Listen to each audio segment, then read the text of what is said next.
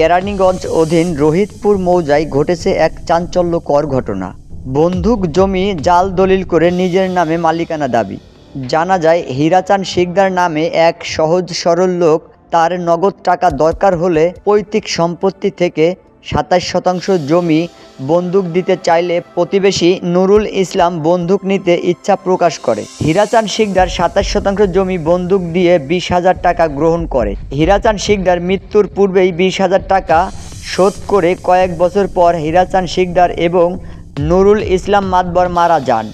তারা মারা যাওয়ার পর নুরুল ইসলামের ওয়ারিশ জালালউদ্দিন গং ৩৪ নিজেদের জমি বলে দাবি করেন। মমতাজ গং জানান, নাজির শিকদার খুব চালাক প্রকৃতির লোক, তাই তাদের কাছ থেকে অল্প দামে জমিটি ক্রয় করে নেন এবং বৈধতা পাওয়ার জন্য একাধিক জাল দলিল তৈরি করে আসছেন। নাজির শিকদার নিজেও জানত এই জমির কোনো বৈধ কাগজপত্র নাই। তিনি রাজনৈতিক প্রভাব খাটিয়ে ৩টি জাল দলিল তৈরি করেন যার কোনো বৈধতা নাই। তারপরও জমি দখল করার পায়তারা করে আসছেন। হীরাচাঁদ শিকদার এর মেয়ে মমতাজ গং অভিযোগ করেন, আমাদেরকে বোকা বানিয়ে আইনের চোখকে ফাঁকি দিয়ে একে একে 3টি জাল দলিল তৈরি করে এগুলো প্রমাণ করতে আমাদের অনেক আর্থিক ক্ষতি হয়। মমতাজ বেগম গং কান্নাজড়িত কণ্ঠে বলেন, নাজির শিকদার আমার আত্মীয় বটে, তবুও তার কবল থাবা থেকে রেহাই পায়নি। যে 3টি জাল দলিল তৈরি করেছে তার প্রমাণ আমার কাছে বিদ্যমান। যেমন 1, দলিল নাম্বার 5474, তারিখ 26/2/1974 ইংরেজি। 2 নম্বর দলিল 11888, তারিখ 15/9/1969 ইংরেজি। 3 নম্বর দলিল 20535, তারিখ 23/19/75 ইংরেজি। আফসোস করে মমতাজ বেগম গণ কান্নাজড়িত কণ্ঠে বলেন, মানুষ মানুষে এভাবে হয়রানি করে, শুধু হয়রানি নয়, তার ভয়ে এলাকায় থাকতে পারি না। তার আছে বিশাল বাহিনী। এক সময়ে নাজির শিকদার আওয়ামী লীগের ছায়াতলে থেকে অনেকের ভিটাবাড়ি ছাড়া করেছে। সমঝোতার জন্য পারিবারিকভাবে বসতে চাইলে নাজির শিকদার 50 লাখ টাকা চাঁদা দাবি করে মমতাজ বেগম গণ টাকা দিতে অস্বীকৃতি জানালে নাজির শিকদার মমতাজ গংদের উপর চড়াও হয় এবং জমিতে গেলে মেরে পুঁতে ফেলার হুমকি দেয়। সিনিয়র আইনজীবী অ্যাডভোকেট শাহিদুল হক শাহিদ বলেন, বাংলাদেশ প্যানেল কোড 1860 অনুযায়ী ধারা 420 প্রতারণা করে আত্মসাৎ শাস্তিযোগ্য অপরাধ, ধারা 506 হুমকির প্রদান ভয়ভীতি প্রদানের জন্য দণ্ডনীয়, গার্ডেন অ্যান্ড ওয়ার্ড এসিটি 1960 অসুস্থ বাবা বৃদ্ধ ব্যক্তির অভিভাবকত্ব ও সম্পত্তি আইনগত বিধান, বাবার সম্পত্তি থেকে প্রতারিত হতে দেখা অত্যন্ত মর্মান্তিক। গত 8/8/2025 ইংরেজি রোজ শুক্রবার সাইনবোর্ড ভেঙে ফেলার কারণ জানতে চাইলে বৃদ্ধ মমতাজকে ধাক্কা মেরে পানিতে ফেলে দেয়। এ বিষয়ে কেরানীগঞ্জ মডেল থানায় আইনি প্রক্রিয়া চলমান। বিশেষ প্রতিনিধি, আজকের দুর্নীতি। বিসমিল্লাহির রহমানির রহিম। আমার নাম ওয়াহিদ শিকদার। জোরে জোরে কোন? আমার নাম ওয়াহিদ শিকদার। এই সম্পত্তিটা আমার দাদা হীরাচাঁদ শিকদারের। এই পুরো সম্পত্তিটা এখানে 27% জায়গা আছে। হীরাচাঁদ শিকদার তার জীবনদশায় জায়গাটা নুর ইসলামের কাছে বন্ধক রাখে। বন্ধক রাখার পর নুর ইসলাম মারা যায়, আমার দাদাও মারা যায়। মারা যাওয়ার পরে তার ওয়ারিশগণ এই জায়গা বুক দখল করার লিগে একটা 2 নম্বর দলিল বানায়। দলিল বানায় বলতেছে, আমার ওই চাচা গো যে আমরা জায়গাটা বিক্রি করছি। আমার দাদা কয়টা দলিল বানাইছে? 3টা জাল দলিল বানাইছে। একে একে 3টা জাল দলিল বানাইছে।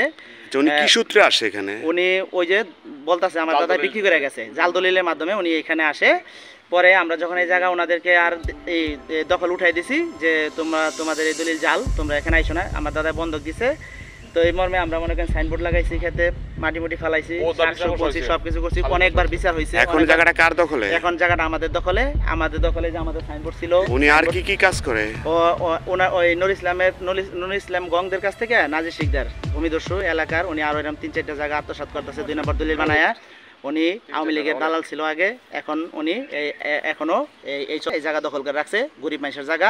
উনি আমাদের কাছে 50 লাখ টাকা দাবি করছিল চাঁদা হিসেবে আমরা দেই নাই, এই জন্য উনি একে একে আমাদের 3বার এবার সহ 3বার উনি আমাদের এই সাইনবোর্ড ফালাইলো।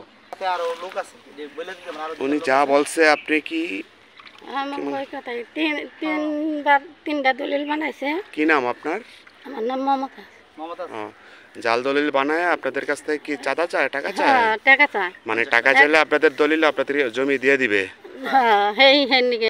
ওনার কি কি কইতে চায়? ওনার ওই এখন উনি এই ওনার নাম জায়গার- কি, নাম বলেন। আমার নাম আবুল কালাম। ওনার নাম? ওনার নাম ওনার নাম এই নাজির শিকদার। উনি নাজির শিকদারের চাহিদা কি? চাহিদা উনি জমি বিক্রি করে টাকা নিব এই দিনে জাল দলিল বানাইছে। এখন উনি আমাদের কাছে টাকা চায়, 50 লক্ষ টাকা চায়। এখন এই টাকা দেয় না দেখে সাইনবোর্ড টাইনবোর্ড সব ভেঙে চুরে আর সব ফালাই দেয়, বারবার ফালাই দিতেছে আর এদেরকে হয়রানি করতেছে আমাদেরকে। আসলে নাজির শিকদারের চাহিদাটা কি? নাজির শিকদারের চাহিদা হচ্ছে, নাজির শিকদার যখন আওয়ামী লীগ ক্ষমতায় ছিল তখন আওয়ামী লীগের সমস্ত লোকের সাথে হাত ছিল এখানে। দ্বিতীয়ত কাশির মেম্বার ছিল নাজির শিকদারের ভগ্নিপতি।